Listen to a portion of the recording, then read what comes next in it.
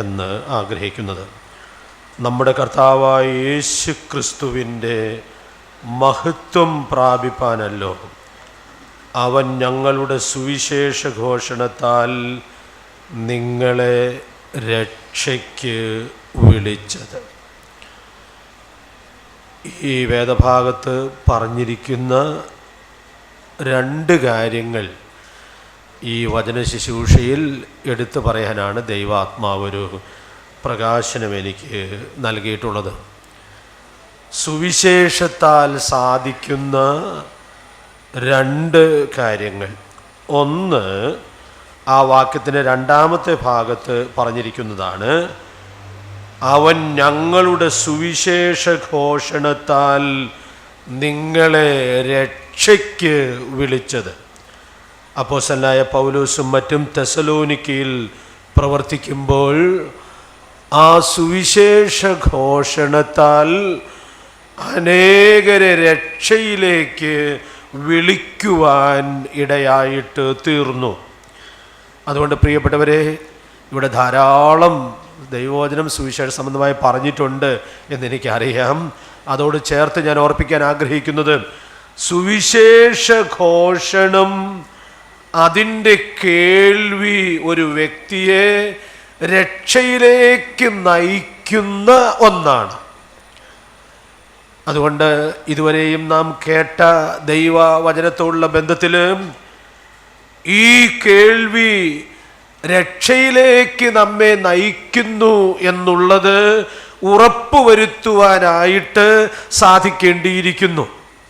ഇവിടെ ഇരിക്കുന്ന ദൈവമക്കളായ നമുക്ക് വളരെ നന്ദിയോടും സന്തോഷത്തോടും കൂടി ഓർക്കാൻ സാധിക്കുന്ന ഒരു കാര്യമാണ്, ഈ സുവിശേഷം ഞാനും നിങ്ങളും കേട്ടു, ആ കേൾവി വിശ്വാസമായി പരിണമിച്ചു എന്നുള്ളതാണ് ഈ അനുഗ്രഹീതമായ രക്ഷയിലേക്കും അനുഗ്രഹീതമായ ഭാഗ്യകരമായ പ്രത്യാശയിലേക്കും നമ്മെ നയിക്കുവാൻ ഇടയായിട്ട് തീർന്നത്. അപ്പോൾ ഈ സുവിശേഷം രക്ഷയിലേക്ക് നയിക്കുന്നതായ സന്ദേശമാണ്. രക്ഷയെ സംബന്ധിക്കുന്ന ഒത്തിരി സത്യങ്ങൾ നമുക്കറിയാം. എന്നാൽ ആ രക്ഷയുടെ ഒരു മഹത്വം മാത്രം ഞാൻ ഇവിടെ എടുത്തു പറയണം എന്നാഗ്രഹിക്കുകയാണ്. എന്താണ് ഇവിടെ രക്ഷ എന്ന് പറയുന്നതിനാൽ അർത്ഥമാക്കപ്പെടുന്നത്?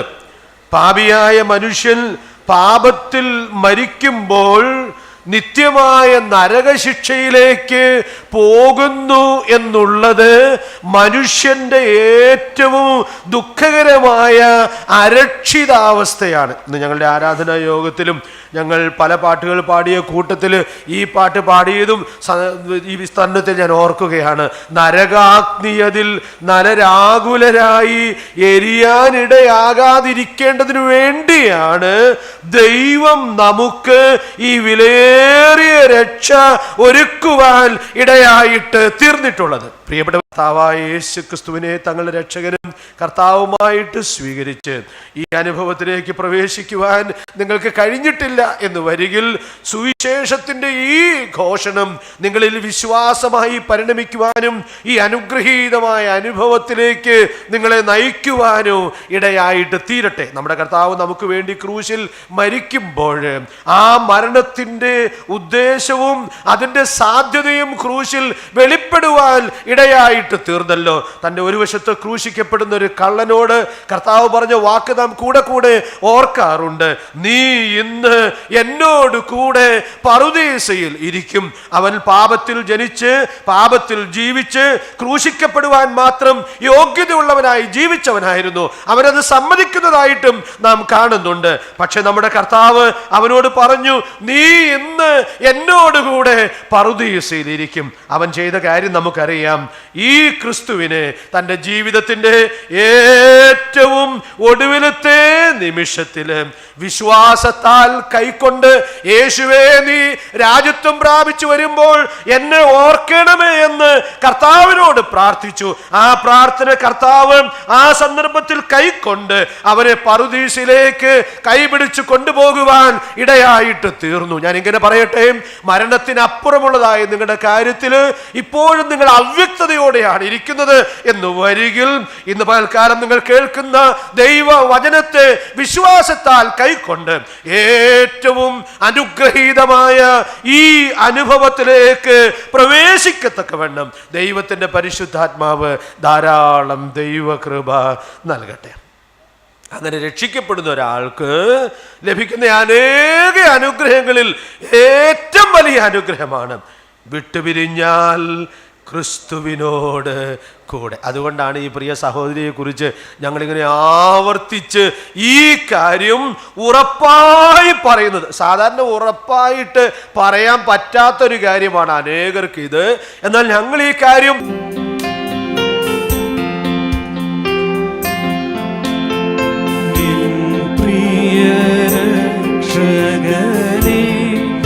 നിന്നെ കാൺമാൻ വാഞ്ചയാൽ കാത്തിടുന്നു. എൻ പ്രിയ രക്ഷകനേ, നിന്നെ കാൺമാൻ വാഞ്ചയാൽ കാത്തിടുന്നു. എന്റെ പ്രിയന്റെ പ്രേമത്തെ ഓർക്കുമ്പോൾ എനിക്കാനന്ദം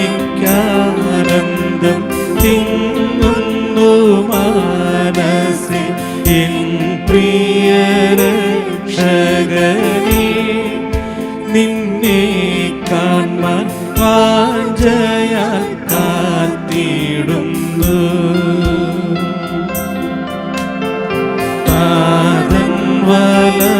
വലഭാഗത്തിൽ എനിക്കായി രാജ്യമൊരുക്കിടുവാൻ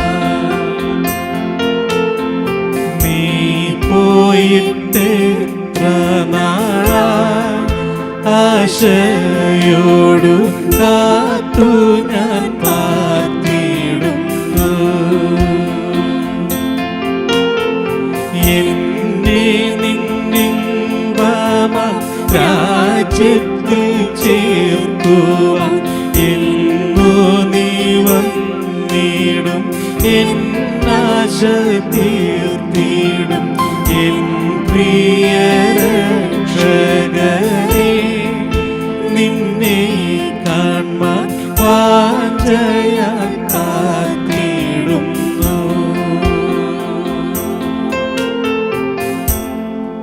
നെടുവേർപ്പും കണ്ണുനീരും ദുഃഖവും വിലാപവും നോടി നേരം കൊണ്ടു തീരും. പിന്നെ ലോർ സങ്കടം ജയം ജയം ഹല്ലേലൂയ. വാഴ്ക വാദായക. ജയം ജയം ഹല്ലേലൂയ. വാഴ്ക വാദായക. മൺമേയ മാം ഈശാരി ആത്മാമാകുവാ കാക്കളം തോന്നിക്കും നേരം കൽപ്പിച്ചിലും രക്ഷകൻ. ജയം ജയം ഹല്ലേലൂയ. വാഴ്ക വാദായക. ജയം ജയം ഹല്ലേലൂയ. വാഴ്ക വാദായക. ദൈവനാമം മഹത്വപ്പെടുമാറാകട്ടെ. വളരെ താമസിച്ചാണ് ഞങ്ങൾ എത്തിയത്. പ്രിയ മാതാവിനോടുള്ള സ്നേഹവും ബഹുമാനവും ഇവിടെയുള്ള ദുഃഖിതരായിരിക്കുന്ന നിങ്ങൾ ഒരുമിച്ച് പങ്കുവയ്ക്കണം എന്നുള്ള ആഗ്രഹത്തിലും താല്പര്യത്തിലുമാണ് ഞങ്ങൾ യാത്ര ചെയ്ത് വരുവാനിടയായി തീർന്നത്.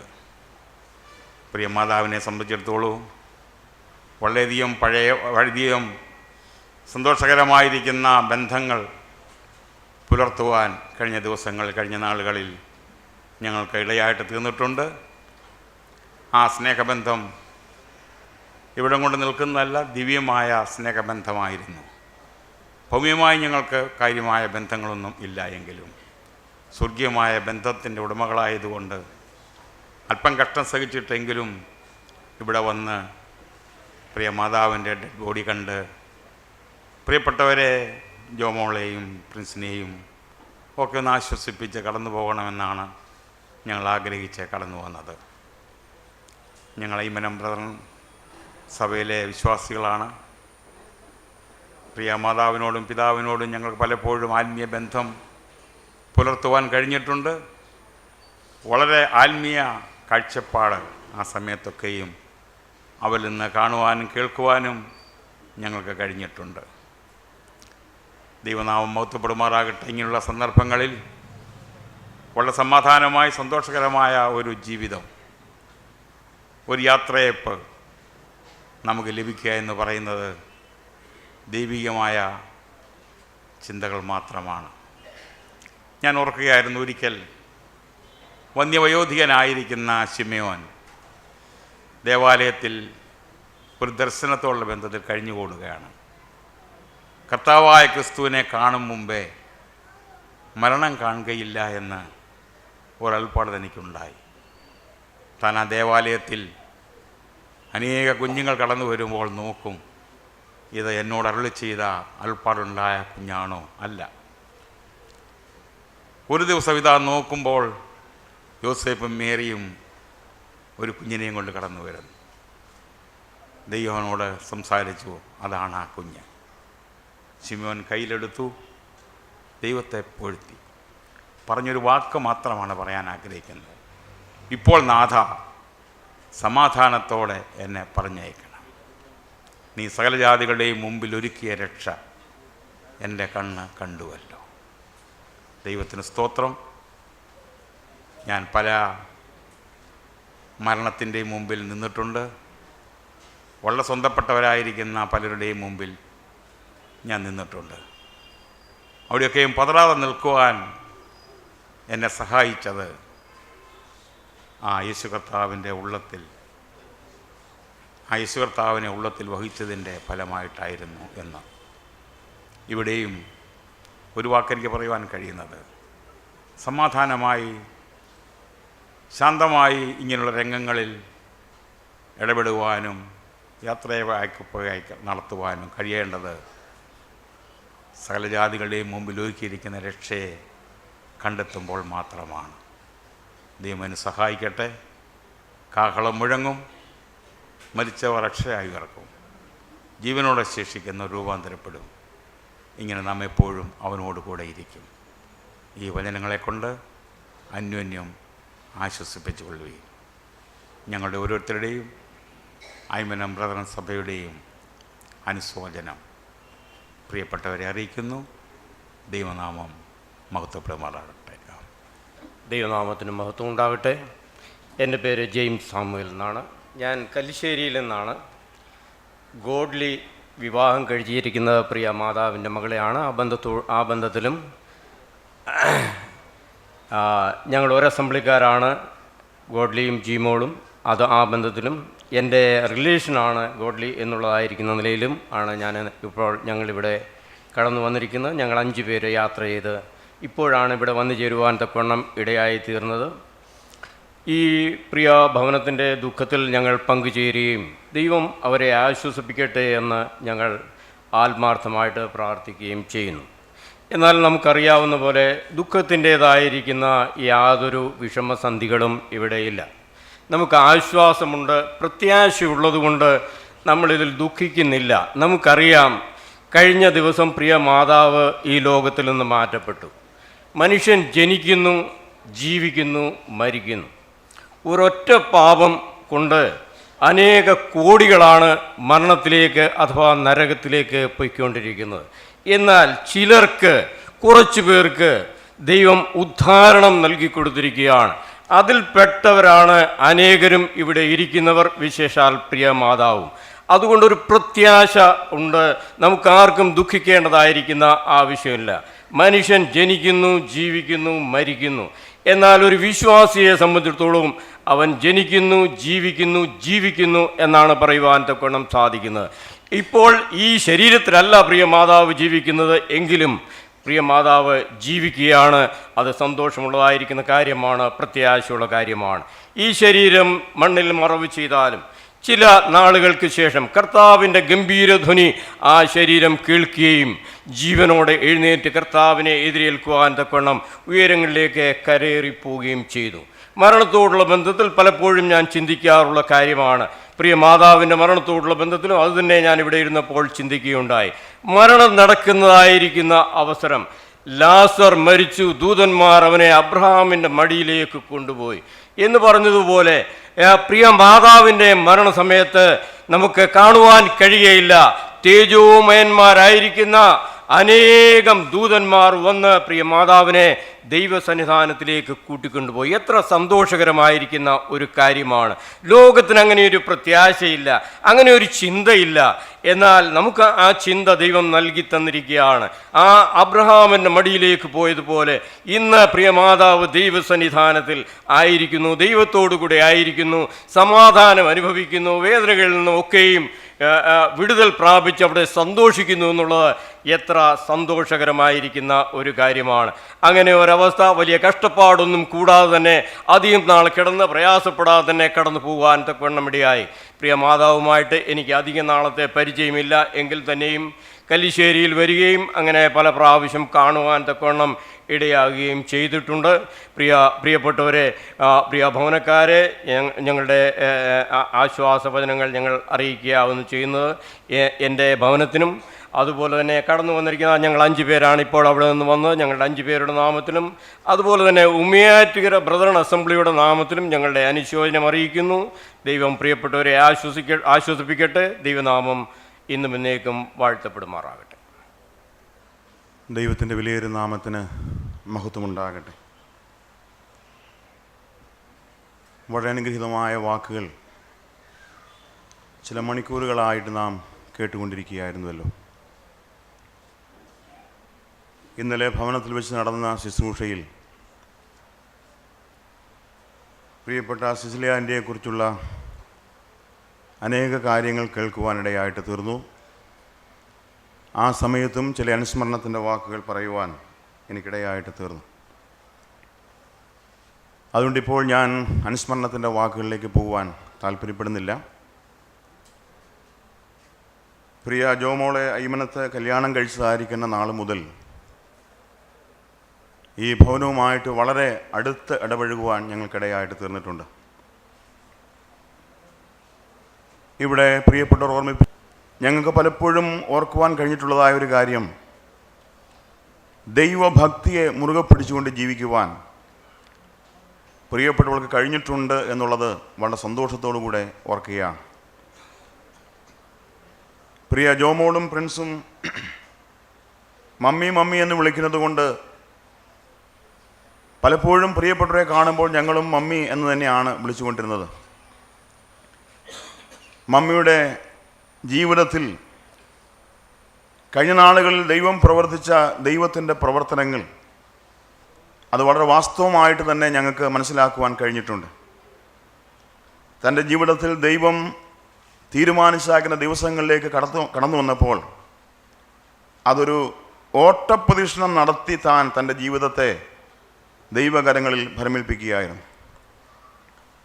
ബഹറിലേക്ക് യാത്ര ചെയ്ത് ചില മാസങ്ങൾ അവിടെ കഴിഞ്ഞു. പ്രിയപ്പെട്ടവരോടൊപ്പം ഏറ്റവും അധികം സന്തോഷിപ്പാൻ ഇടയായി.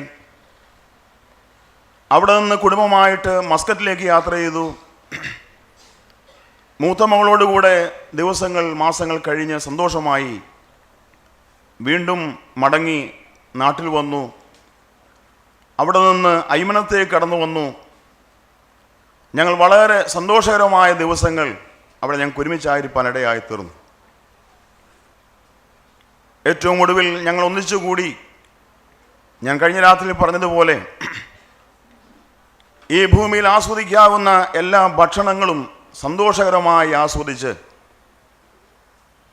കഴിഞ്ഞ ചൊവ്വാഴ്ചയ്ക്ക് ശേഷം ബുധനാഴ്ച കല്ലിശ്ശേരിക്ക് വീണ്ടും കടന്നുപോയി. അന്ന് വൈകുന്നേരം മടങ്ങിയെത്തി താൻ അവിടെ നിന്ന് കർത്താവിൻ്റെ സന്നിധിയിലേക്ക് പറന്നുയർന്നു. ദൈവം തന്നെ ഏൽപ്പിച്ച ശുശ്രൂഷ നിറപടിയായി നിവർത്തിപ്പാൻ പ്രിയപ്പെട്ട കഴിഞ്ഞിട്ടുണ്ട് എന്ന് പരിപൂർണമായി വിശ്വസിക്കുകയാണ്, ദൈവത്തെ മഹത്വപ്പെടുത്തുകയാണ്. പ്രിയ സിസിലിയാനിയുടെ ജീവിതത്തിൽ നിന്നും എനിക്ക് മനസ്സിലാക്കാൻ കഴിഞ്ഞിട്ടുള്ള അനേക കാര്യങ്ങളുണ്ട്. ദൈവവചനത്തിൻ്റെ അടിസ്ഥാനത്തിൽ മാത്രം ഞാൻ ഒന്ന് രണ്ട് കാര്യങ്ങൾ ഓർമ്മിപ്പിക്കാൻ താല്പര്യപ്പെടുന്നു. പ്രിയപ്പെട്ടവരുടെ ജീവിതം എന്ന് പറയുന്നത് വളരെ വിശേഷതയേറിയതായ ഒരു ജീവിതമായിരുന്നു. Something special. ഒരു വിശ്വാസിനിയുടെ അല്ലെങ്കിൽ ഒരു ദൈവപൈതലിൻ്റെ ജീവിതത്തിൽ വിശേഷതയേറിയതായ ഒരുപാട് കാര്യങ്ങൾ ഉൾപ്പെടുത്തണം എന്നുള്ളത് ദൈവത്തിൻ്റെ മാറ്റമില്ലാത്തതായ വചനം നമ്മെ പഠിപ്പിക്കുന്ന ഏറ്റവും ശ്രദ്ധേയമായ കാര്യമാണ്. നമ്മുടെ ജീവിതയാത്ര അവസാനിച്ച് നാം ഇവിടെ നിന്ന് യാത്രയായി കർത്താവ് വരുവാൻ താമസിച്ചാൽ നമുക്കെല്ലാവർക്കും ഒരു സംസ്കാര ശുശ്രൂഷ ഉണ്ട്, സംശയമൊന്നുമില്ല. ആ സംസ്കാര ശുശ്രൂഷ ഏറ്റുവാങ്ങി നാം യാത്ര പറയുമ്പോൾ, പിരിഞ്ഞു പോകുമ്പോൾ, ഈ ഭൂമിയിൽ ദൈവം അനുവദിച്ചതായ ജീവിതത്തിൻ്റെ ദിവസങ്ങളിൽ ചില വിശേഷത നമ്മുടെ ജീവിതത്തിൽ ഉണ്ടായിരിക്കണം. മറ്റുള്ളവരുടെ മുമ്പാകെ എടുത്തു പറയുവാൻ ചില വിശേഷ ഗുണങ്ങൾ നമ്മിൽ ഉണ്ടായിരിക്കണമെന്നുള്ളത് ഏറ്റവും ശ്രദ്ധേയറിയതായ കാര്യമാണ്. എൻ്റെ മുമ്പിൽ അനുവദിച്ചിരിക്കുന്ന സമയത്തിൻ്റെ ഉള്ളിൽ അവസാനിപ്പിക്കണമല്ലോ. ഉൽപ്പത്തി പുസ്തകം 23-ാം അധ്യായത്തിൽ സാറയെക്കുറിച്ച് വായിച്ചാണ്, പ്രിയ തങ്കരായ സഹോദരൻ വായിച്ചാണ് ഈ ശുശ്രൂഷ ഇവിടെ ആരംഭിച്ചത്. ഈ ശുശ്രൂഷയുടെ അവസാനം എന്ന നിലയിലും അതേ വേദഭാഗത്തേക്ക് വീണ്ടും നിങ്ങളുടെ ശ്രദ്ധയെ ഞാൻ കൊണ്ടുവരുവാനായിട്ട് താല്പര്യപ്പെടുകയാണ്. ഉൽപ്പത്തി പുസ്തകം 23-ാമത്തെ അധ്യായത്തിൽ ദൈവഭക്തയായിരിക്കുന്ന സാറയെക്കുറിച്ച് പരാമർശിച്ചിരിക്കുന്ന പല വാക്കുകൾ ഈ ദിവസങ്ങളിൽ ഒന്ന് ശ്രദ്ധിക്കുവാൻ തക്കവണ്ണം ഇടയായിട്ട് തീർന്നു. 2-3 കാര്യങ്ങൾ ഞാൻ വളരെ പെട്ടെന്ന് പറഞ്ഞ് കൃത്യസമയത്ത് തന്നെ അവസാനിപ്പിച്ചുകൊള്ളാം.